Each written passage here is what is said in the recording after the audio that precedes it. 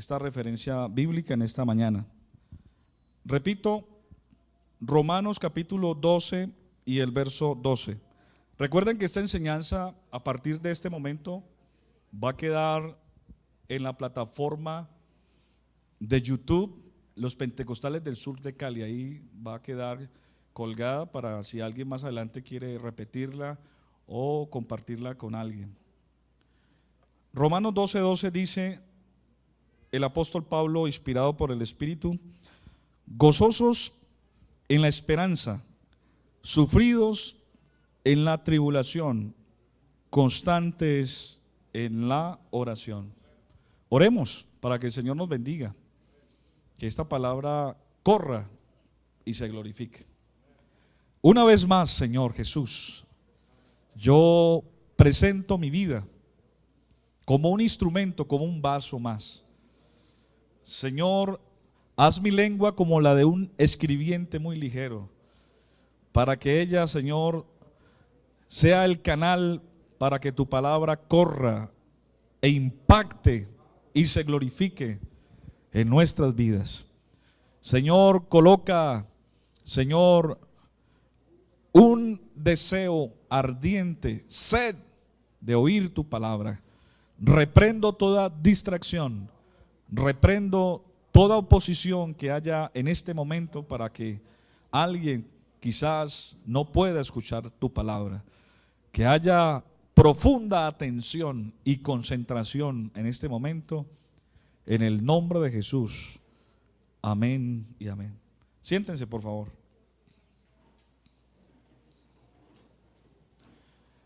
Quiero titular esta enseñanza: aprendiendo a contentarme cualquiera que sea mi situación. Dígale que está a su lado: aprendiendo a contentarme cualquiera que sea mi situación. Es el tema que quiero compartir con ustedes. Vivimos en una sociedad que impone incesantemente la búsqueda del hedonismo, o sea, el placer. Es decir, nos obligan que el fin o el destino es la felicidad, como una, digámoslo así, como una meta y como la única forma válida de supervivencia que alguien pueda tener. Sin embargo, a veces caemos en lo opuesto, que es el estoicismo. Ahora les explico un poquito de qué se trata el estoicismo. Y esa polaridad en la cual a veces nos imponen que lleguemos, pero quizá la realidad en otros es lo contrario, a veces lleva esto a confundirnos. Y en el rumbo tácito o supuesto de esta sociedad, pues de encontrar esa felicidad, y de pronto al no alcanzarla, caemos en un estado de frustración. Y en esa frustración, entonces vemos que la vida empieza a perder sentido o valor. Y decimos, todo eso que el mundo me vende o me ofrece, que es el éxito, la felicidad, se convierte en una utopía, en algo inalcanzable. Y eso lleva a que muchos renuncien a sus sueños, a sus aspiraciones, y caigan en un estado de tristeza profunda.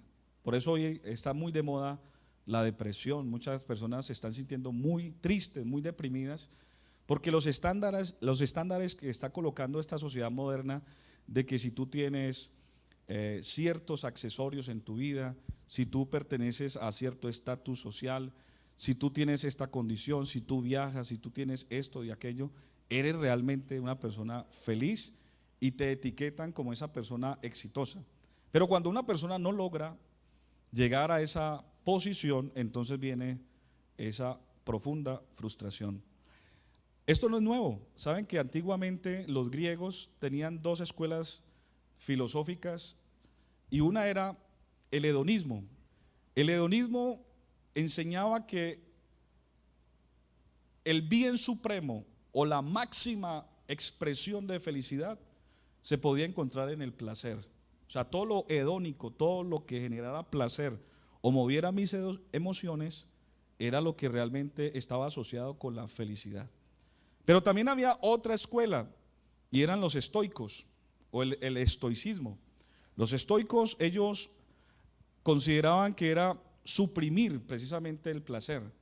Es decir, que entre el sufrimiento, la necesidad, lo difícil, eso era sinónimo de piedad, o sea, era mejor. Que el sufrimiento hacía parte de no solamente la vida, sino que era importante también. Y ellos le daban un valor al sufrimiento y al suprimir precisamente el placer, es decir, nada de placer, quiero entender más bien la vida desde el sufrimiento. Y eso hoy en día pasa en algunos. Muchas personas quieren entender la vida desde el placer y otros quieren entender la vida desde el sufrimiento. Pero lo que me ha llevado a mí a pensar en este mensaje es que en esta sociedad moderna que estamos viviendo, y sobre todo aquí en la iglesia, también podríamos decir, nosotros la iglesia está metida en el tiempo y en esta nueva generación, estamos cayendo en el error también, en el error de pensar de que todo tiene que ser felicidad, de que todo tiene que ser éxito. Y bueno, ¿a quién no le gusta la felicidad? ¿A quién no le gusta el éxito? Yo creo que es importante. Todos nos identificamos con el éxito, con la prosperidad, con la bendición. Pero a veces vemos en el sufrimiento y en el dolor y en la pérdida y en las cosas difíciles, lo vemos como algo que naturalmente no queremos. Pero no solamente eso, sino que lo rechazamos y pensamos que nunca nos va a llegar.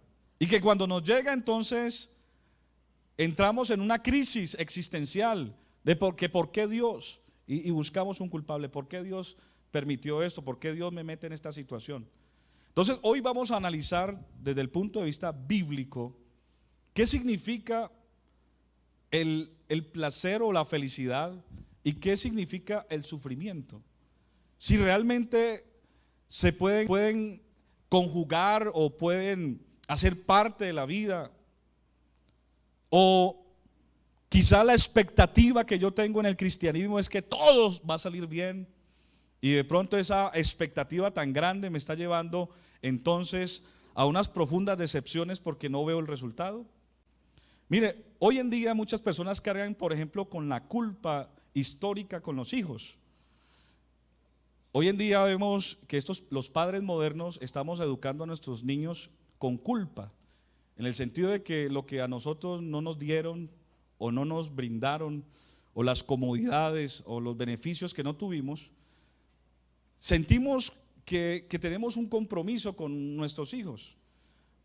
Quizás mi generación y de pronto una generación más atrás, de pronto habían privilegios solamente para los adultos.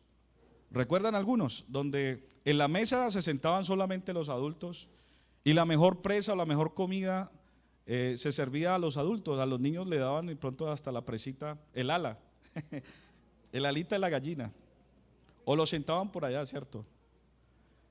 Y el niño, si opinaba frente a una conversación de adultos, si hacía una expresión de opinión, eso era sinónimo de irrespeto y lo castigaban, ¿sí?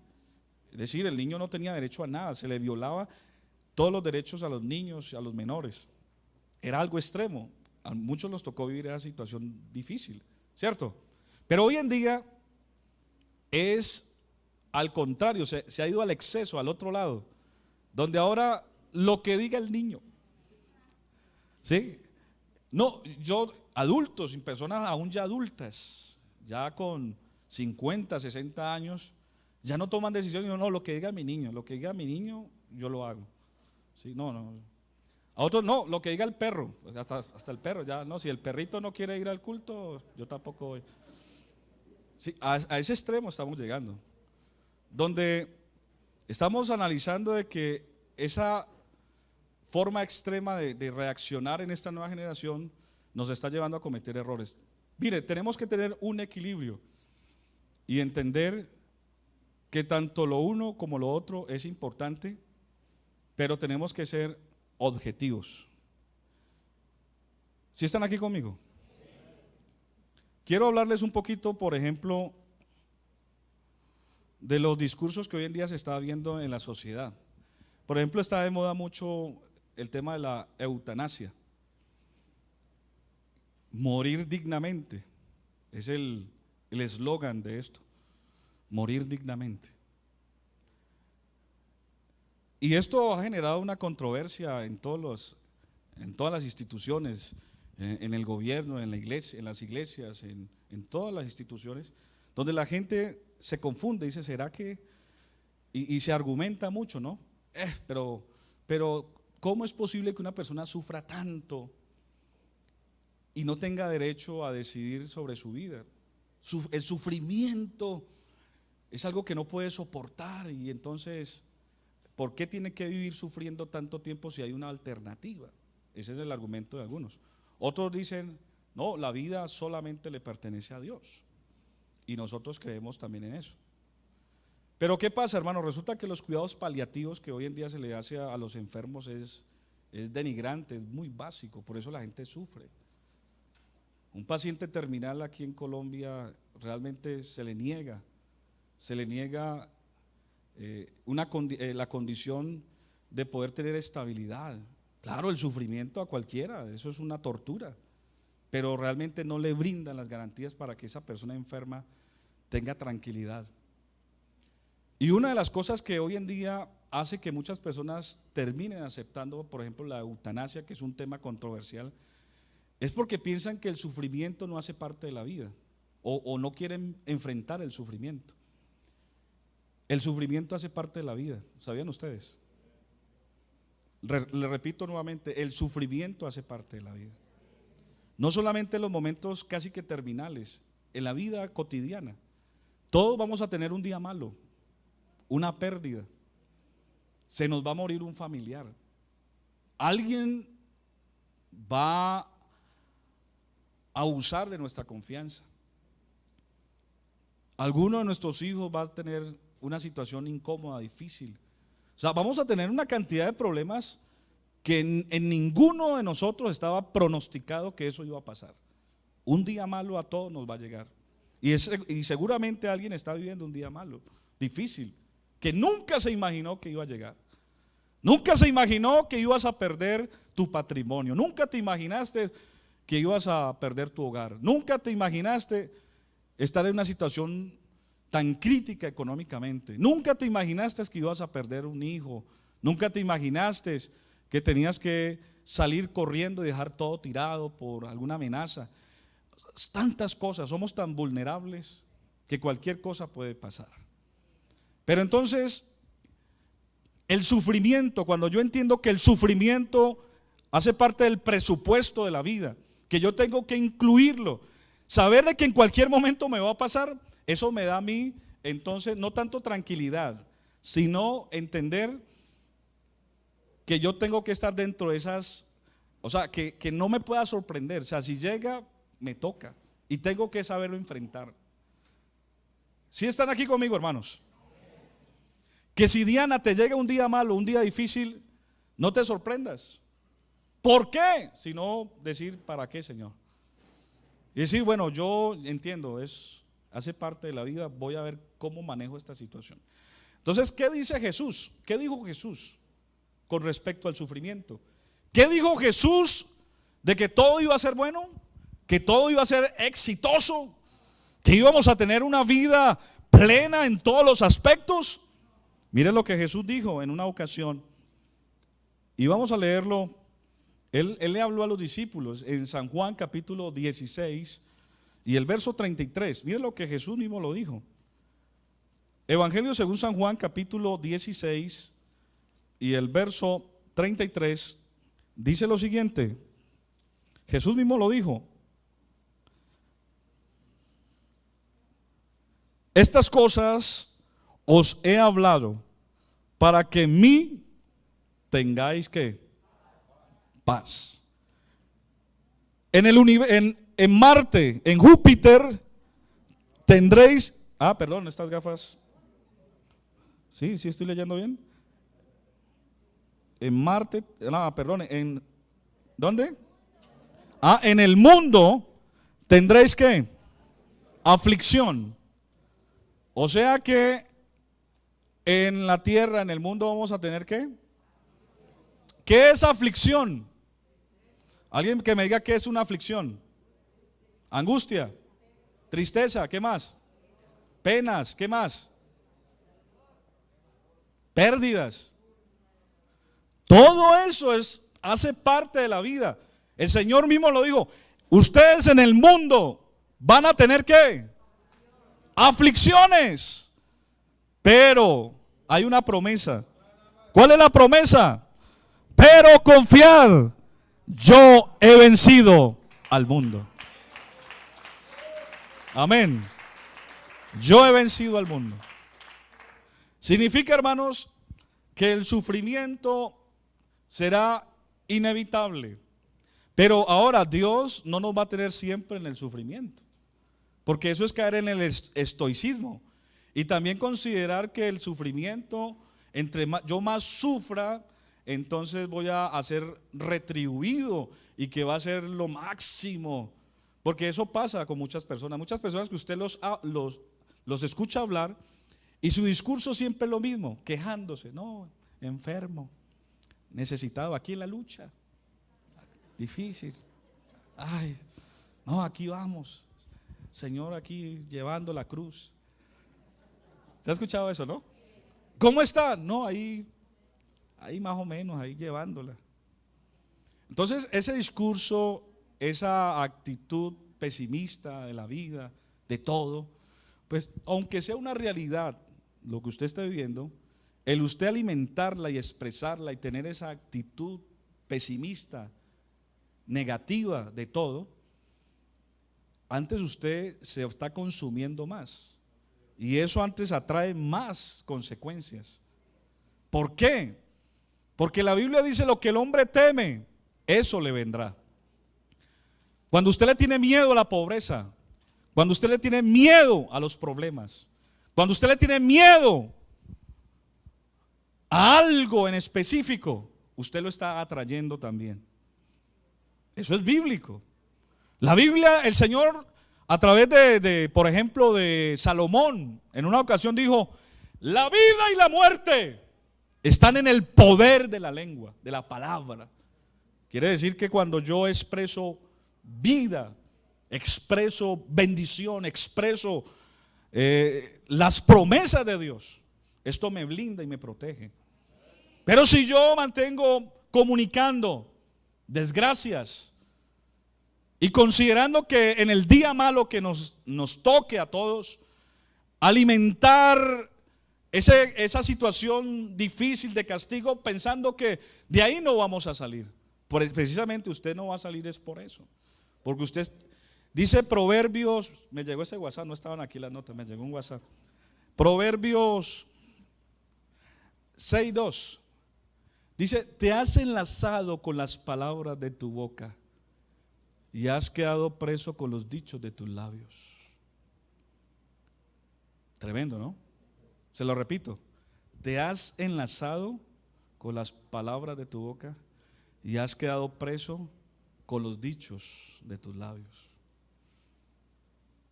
El sufrimiento es una etapa temporal. Usted cuando ve una persona siempre sufriendo, siempre lo mismo, en la necesidad, en la escasez, enredado, en dificultades, sale de una y se mete en otra, tapa un hueco y destapa otro, y bueno, todo ese conflicto que uno ve en muchas personas que no logran recuperarse en ningún área de su vida, ni económica, ni en salud, ni en relaciones interpersonales, ni sentimentalmente. Todo es un fracaso, todo es un intento y pérdida, y mantienen fracasando. Hay que revisar qué está pasando. Y una de las formas de revisar realmente es la forma en la cual usted está creyendo. ¿En qué está creyendo usted? Si usted está creyendo que el sufrimiento es lo que usted se merece, que si el sufrimiento es la condición que le toca porque lamentablemente usted falló en algún momento y piensa que es consecuencia y que Dios lo está castigando y que esa prisión usted no va a salir jamás, eso es mentira. Dios perdona, Dios restaura, Dios da oportunidades. Olvidarás tu miseria, o si te acordaras de ella, será como aguas que pasaron. Dios puede levantarte. Toda la vida yo no puedo ser un fracasado. Toda la vida yo no puedo estar en la misma situación emocional. Toda la vida yo no puedo estar teniendo conflictos con mi pareja, con mi familia, con mis hijos. Yo tengo que revisar qué está pasando en mi vida, qué estoy atrayendo yo a mi vida, porque todo eso que está dentro de usted es como un imán que usted atrae.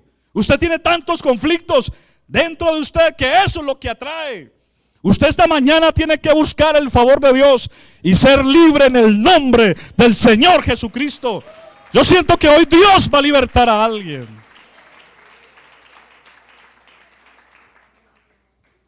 El sufrimiento es una realidad, como el éxito y la felicidad. Pero yo no puedo acostumbrarme simplemente a vivir en la felicidad y en el éxito. A todos nos gusta, pero no generemos ese tipo de pretensiones. El pretender de que todo tiene que salir bien nos lleva a que cuando llegue el momento difícil nos va a golpear más duro todavía, nos va a castigar y va a generar una profunda frustración. Hoy en día hasta lo vemos, así están criando hoy en día esta nueva generación.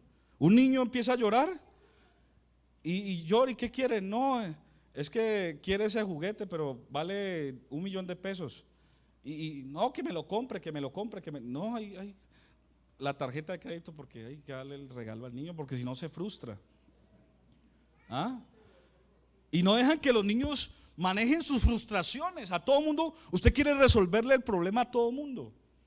Usted quiere que todo el mundo que tiene un problema, a sus hijos, su familia, alguien, usted tiene que resolverle todo. No le da el espacio a que tenga recursos, porque el problema, la frustración lo lleva a uno precisamente a eso, a buscar salidas. Pero cuando usted todo se lo da al niño, todo se lo da al joven, todo se lo da al esposo, todo se lo da a la esposa, y no genera una pedagogía de saber de que ella tiene que vivir su experiencia dolorosa, y si se equivocó hay cosas que se pagan con dinero, se pagan a veces con situaciones difíciles, hay que vivirlas. A todos nos tocó, en un momento nos equivocamos y nos tocó enfrentar esa situación y aprendimos de eso y salimos adelante. Y aunque quedaron heridas, aquí estamos. ¿Sí o no? Con la espada en la mano y con heridas, pero aquí estamos. Pero querer buscarle siempre que no, es que no sufra. Yo no quiero que mi hijo, yo no quiero que mi esposa, hay que darle el manejo. No, ¿cuál manejo? No, a todos nos toca enfrentar la situación. El apóstol Pablo, cuando escribió a la iglesia en Filipos, él no estaba en Miami, ni tampoco estaba en Sarasota o en Naples, en la Florida, ¿no? El apóstol Pablo estaba preso en Roma en el año 62 de la era cristiana.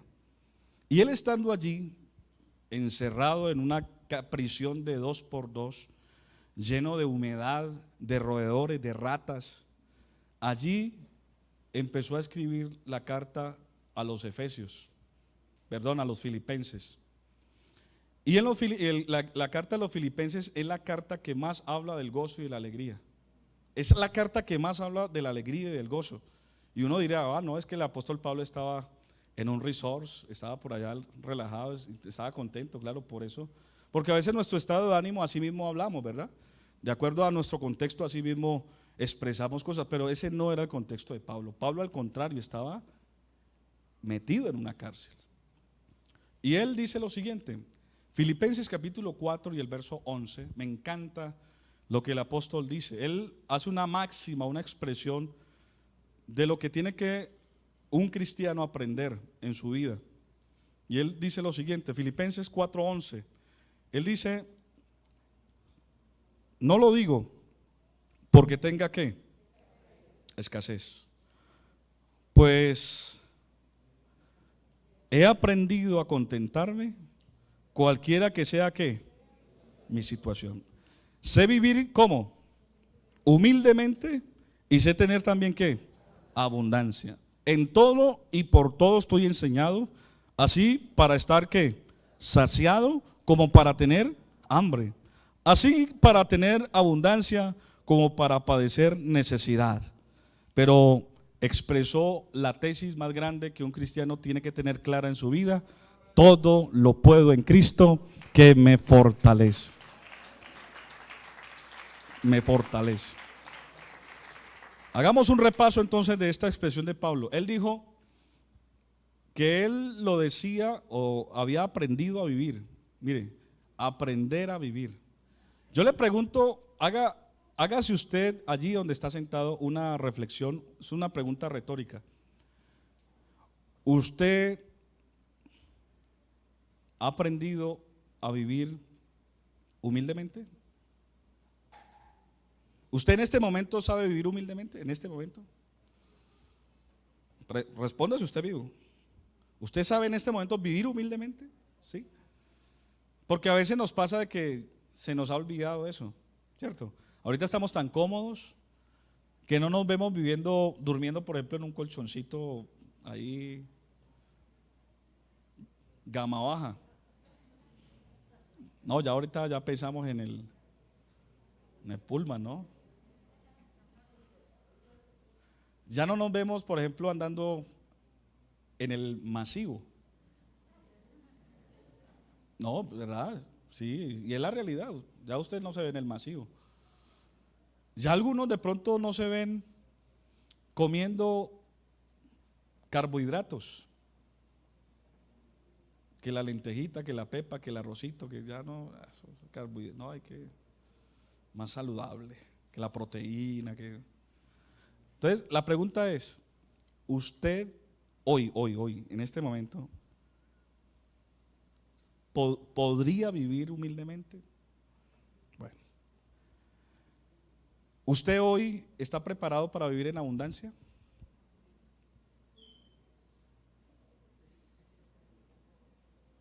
¿Sí? Respóndase. ¿Usted está preparado para vivir en abundancia? ¿Está preparado? Que le lleguen esos milloncitos que wow, que usted dice, increíble. Y usted hace la suma gastándose 10 millones diarios y dice, no, tengo que vivir 200 años para gastarme todo eso. ¿Usted está acostumbrado a eso? ¿Está preparado para vivir en abundancia? Entonces, cuando uno hace esas reflexiones de que yo no estoy ni preparado, porque de pronto ya superé esa etapa para vivir tan humilde, tan básico, como tampoco estoy preparado en vivir tan abundantemente, entonces, ¿será que esos dos extremos, el tener mucho, el tener poco, será que esto va a determinar mis convicciones? Algunos pueden decir, sí, claro, hermano. O sea, no es lo mismo uno cuando está con abundancia, cómo habla, cómo se expresa, mi actitud es diferente cuando yo tengo todo suplido. Y cuando tengo necesidad, mi ánimo y mi actitud también es diferente.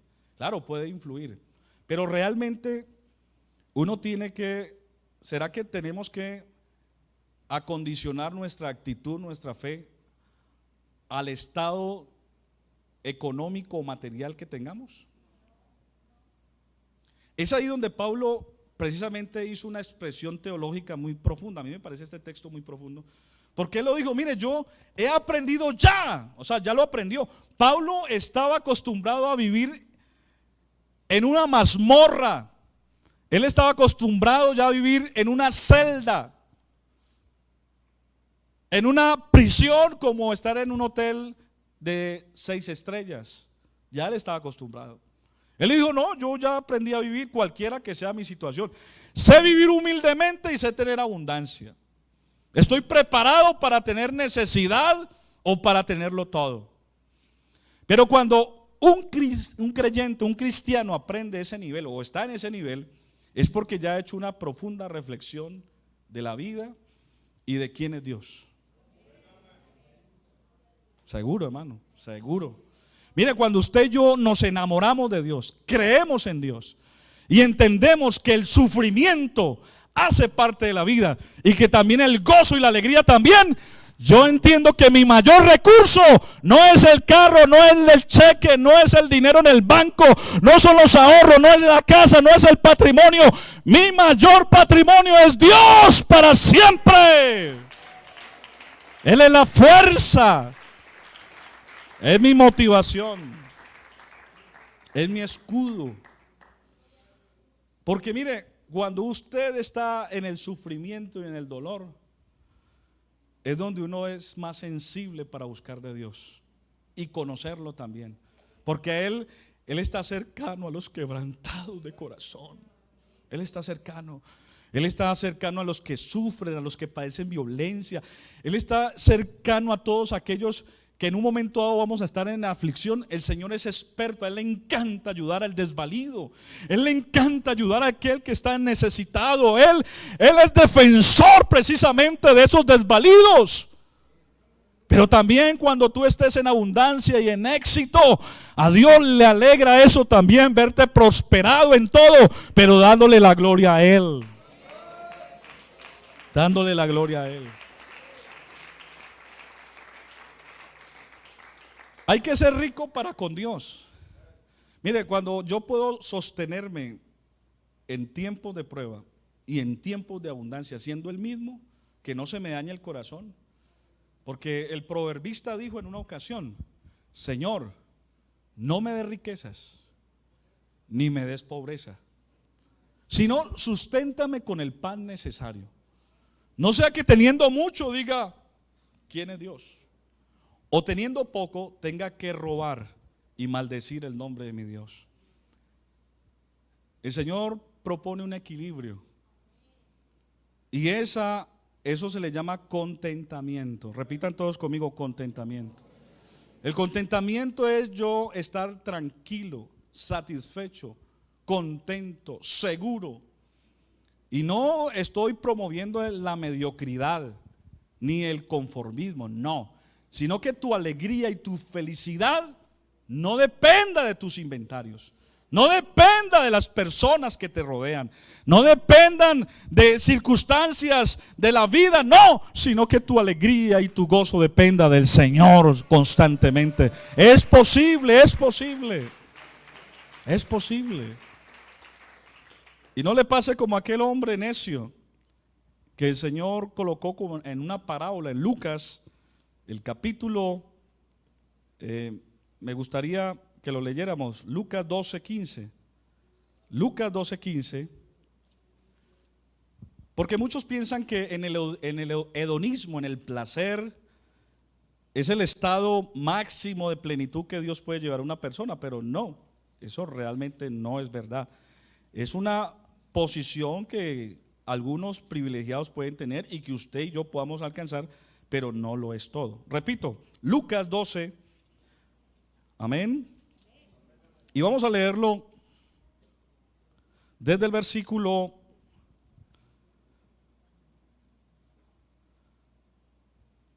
13. Lucas 12:13. Quiero que estén atentos aquí a la palabra. Le dijo uno de la multitud: Maestro, di a mi hermano que parta conmigo la herencia. Eso es un problema serio, ¿verdad? Verso 14. Mas él le dijo: hombre, ¿quién me ha puesto sobre vosotros como juez o partidor? Y le dijo: mirad, guardaos de toda avaricia, porque la vida del hombre no consiste en la abundancia de los bienes que posee. También le refirió una parábola diciendo: la heredad de un hombre rico había producido mucho, y él pensaba dentro de sí diciendo: ¿qué haré? Porque no tengo dónde guardar mis frutos. Imagínense eso, no tenía ni a dónde guardar todo ese dinero y las propiedades. Verso 18. Y dijo: esto haré, derribaré mis graneros y los edificaré mayores, y allí guardaré todos mis frutos y mis bienes.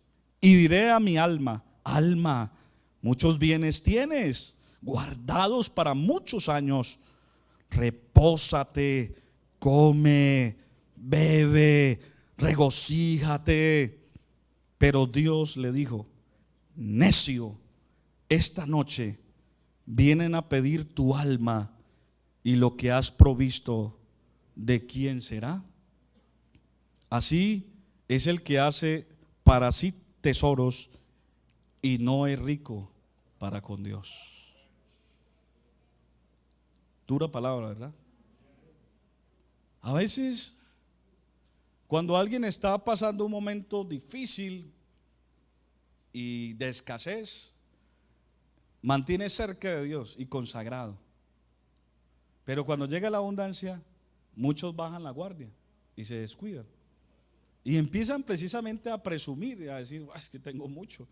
Y asocian el tener mucho con la bendición de Dios. Y a veces el tener mucho no propiamente es bendición. Yo tengo un dicho que lo expreso así: bendición que roba bendición no es bendición. ¿Y por qué? Porque a veces esa bendición que Dios te da la conviertes en un ídolo. Así como el pueblo de Israel, cuando el Señor los sacó de Egipto, dice la Biblia que los egipcios se despojaron de todas las alhajas que ellos tenían, el oro, todo se lo dieron. Y ellos más adelante, ¿qué hicieron con el oro y las alhajas que ellos tenían? ¿Qué hicieron ellos? Un ídolo, un becerro, y empezaron a danzar. Eso pasa con muchos que están en el sufrimiento y están cerca de Dios, pero cuando ya Dios les quita la aflicción y pasan al otro lado, y entonces decían, Señor, el día que usted me dé, ese día me voy a consagrar. El día que usted me dé, yo mejor dicho, yo no me aparto de usted. El día que usted me dé, Señor, yo voy a ser generoso en la iglesia. Y Dios te da y ya no quiere ni volver a la iglesia. Tus negocios, no, estoy ocupado, no, tengo que estar viajando, tengo vida social, hermano, tengo que darme el lujo aquí en la tierra, tengo que andar con mi familia aquí, allá, y empiezas a hacer una cantidad de maniobras que son importantes en unas justas proporciones, pero cuando ya tú te excedes a tener una vida social en todo momento, estar de aquí para allá, y ya Dios se vuelve solamente en un punto de tu agenda que de vez en cuando, cada 8 días o cuando pueda voy, resulta que ese estado de abundancia te lleva a enloquecerte y a no entender que eso que tienes Dios te lo dio, no para que lo idolatraras o lo convirtieras en tu Dios, en tu ídolo, en algo que te está sacando precisamente de la bendición. Dios no quiere eso. Mira, Dios es tan celoso que cuando Él ve que algo lo quiere reemplazar a Él nos da tiempo, Él nos envía la palabra, Él a tiempo nos exhorta para que reaccionemos. Pero cuando no reaccionamos, Él simplemente lo quita. Y es ahí donde viene la escasez. ¿Y por qué se me cerraron las puertas? ¿Por qué está pasando eso? ¿Por qué se me dañó mi hogar? ¿Por qué llegó esta enfermedad? Por cualquier cosa, por mis hijos. A veces por lo que más le duele a uno, empieza a tener uno una cantidad de problemas, pero no se da cuenta que el trasfondo de eso es la insensatez de pensar de que mi alegría y mi felicidad la había alcanzado a través de esos inventarios. Y no era rico para con Dios. Tenías que atesorar tesoros no aquí en la tierra simplemente, sino para con Dios. Y usted dirá, hermano, ¿yo cómo hago para atesorar para con Dios? Mire, el atesorar para con Dios es algo muy sencillo. El atesorar para con Dios es que usted le sirva a Él desinteresadamente. Si usted tiene mucho, sírvale a Dios y déle la gloria a Dios. Si tiene poco, sírvale a Dios y séale fiel a Dios. En todo tiempo, en la necesidad o en la abundancia, usted sea el mismo y adore a Dios. Sea el mismo y adore a Dios. Mire, Dios a veces no le suple a uno todo lo que uno le pide. Y ese es un error que a veces lo cometemos con nuestros hijos, que todo lo que nuestros hijos nos pidan, se lo damos.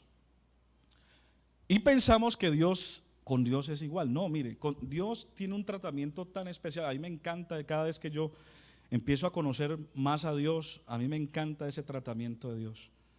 Y es que Él no nos da lo que le pedimos, simplemente. ¿Usted quiere leerlo? Mire lo que Dios, para uno tener un equilibrio y saber aprender a vivir cualquiera que sea la situación, mire este principio bíblico. Filipenses, precisamente Pablo lo escribe, ahí en la cárcel, él escribe lo siguiente. Filipenses, el capítulo 4 y el verso 19. Él estando ahí en esa condición difícil de soledad, con una sentencia de muerte, él seguramente le había pedido al Señor que lo sacara de allí, de la cárcel. Pero mira que su oración no era esa. Él dijo: mi Dios, pues, ¿qué? Suplirá todos los caprichos, todo lo que uno le pida, todas nuestras pataletas nos las va a conceder. ¿Qué dice allí? Todo lo que os falta conforme a sus riquezas en gloria en Cristo Jesús. Gloria a Dios. O sea, el Señor ve más allá de lo que nosotros vemos. El Señor dice: bueno, este ya está preparado para recibir esta bendición económica. Y de un momento a otro Dios nos da una cantidad de dinero y nos abre puertas, porque Él ve que ya es el tiempo, el corazón está preparado. Dios ya ha hecho un proceso donde tú aprendiste a ser generoso, aprendiste a ser humilde, aprendiste de que el dinero no te va a destruir, que el dinero va a ser simplemente un instrumento. Cuando ese proceso a veces es necesario vivirlo, cuando ya Dios ve que tú estás preparado, te manda la abundancia. Pero cuando no estamos preparados, entonces el Señor dice: no, no estás preparado. Entonces, ¿cómo te prepara? ¿Cómo nos prepara? Bueno, aprender a ser fiel en lo poco. Entonces uno ve que yo trabajo y hago cosas y vivo alcanzadito, pero eso lo pongo a rendir y como que llega el mes y tengo que raspadito pagar deudas o ir, pero usted sigue siendo fiel y fiel y fiel. Y llega un momento que en ese ejercicio de usted ser fiel en lo poco, el Señor dice: si fuiste fiel en lo poco, ahora también en lo mucho te pondré. Ese es el proceso de Dios. Pero muchos a veces en el momento de prueba difícil queremos tenerlo todo y no estamos preparados. Hay que esperar. Recuerda que el sufrimiento hace parte de la vida. ¿Y qué dice entonces? ¿Qué hay que hacer en el sufrimiento, hermana Gina? ¿Qué hay que hacer en el sufrimiento?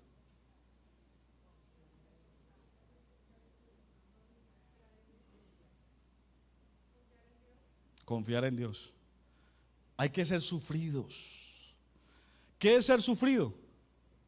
Hermano Mauricio, ¿qué es ser sufrido?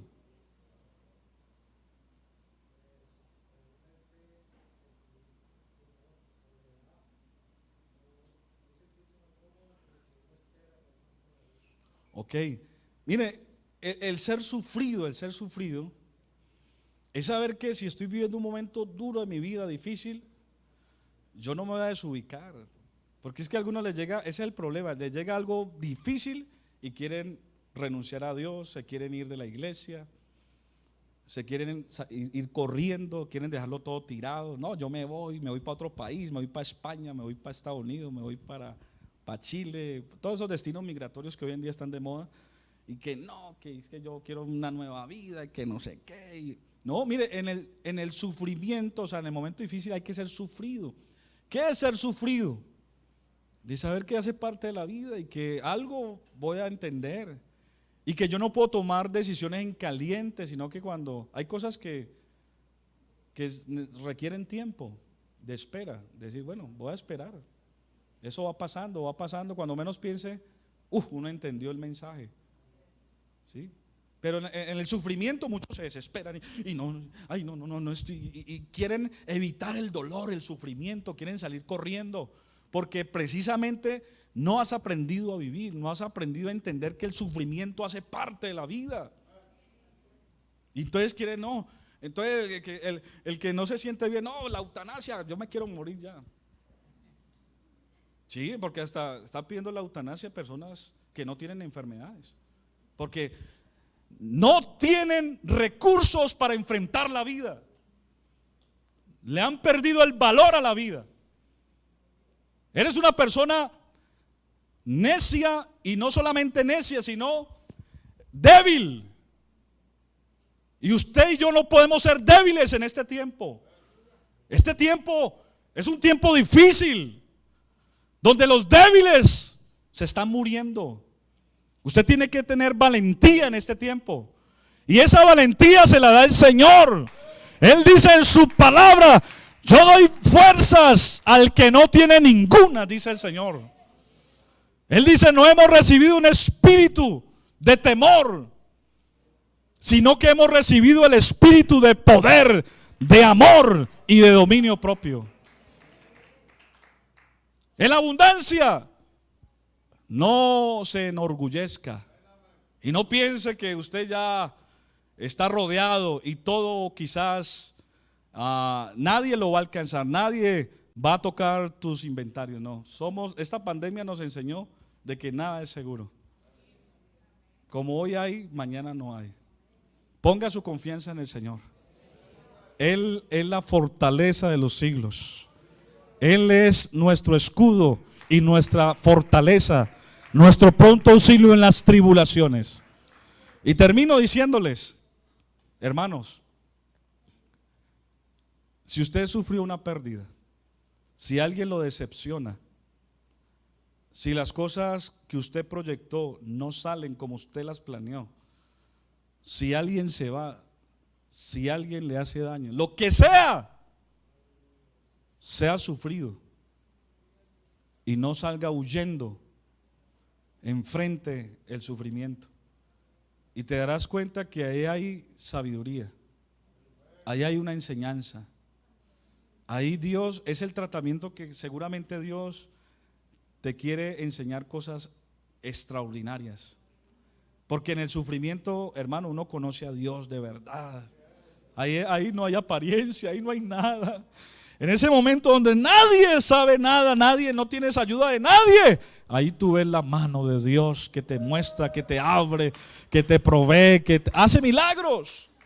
El sufrimiento, hermano, es increíble poderlo vivir con grandeza. Algunos le llaman hoy en día resiliencia, y como usted quiera llamarlo, pero esa grandeza en medio del sufrimiento es necesaria en todo ser humano.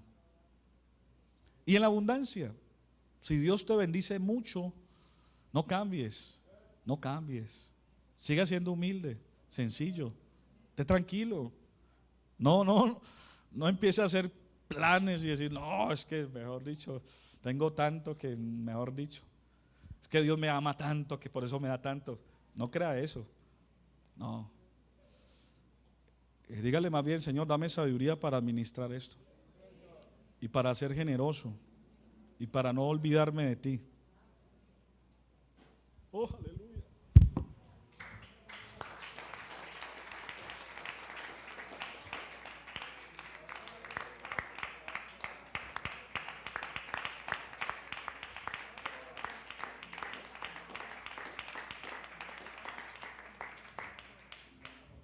Aquí está el Señor, hermano.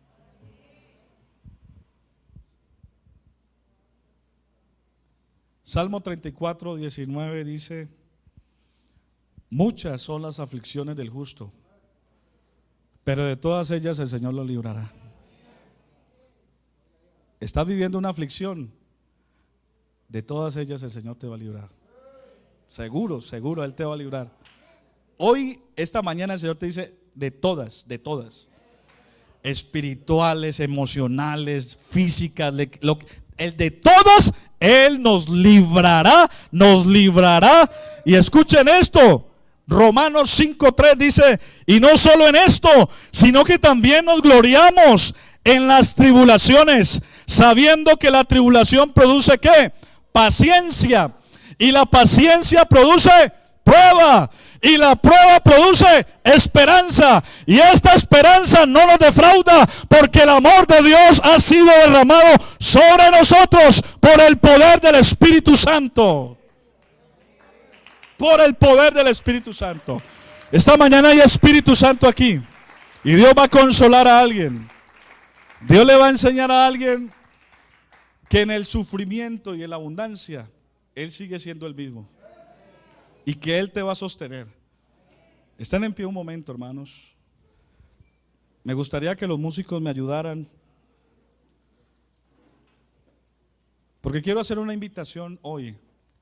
Y esta invitación es para alguien que haya entendido este mensaje de que el sufrimiento hace parte de la vida y que de pronto no estabas teniendo en cuenta este detalle por la presunción de lo que el mundo hoy en día nos está vendiendo, que todo tiene que ser el éxito, y la programación neurolingüística que hoy en día vemos, y el positivismo y la confesión positiva está llevando a muchas personas a eso, a tener una expectativa tan alta que a veces se salen de la realidad.